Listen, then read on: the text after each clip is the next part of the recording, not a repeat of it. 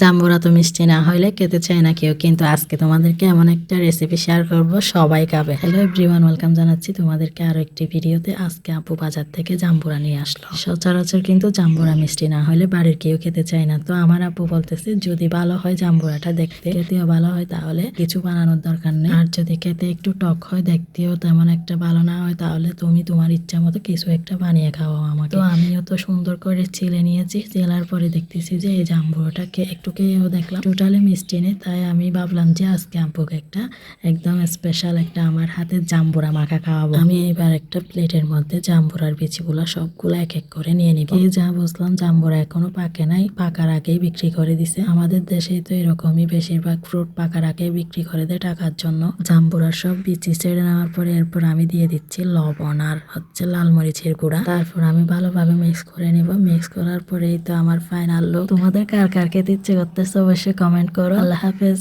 By.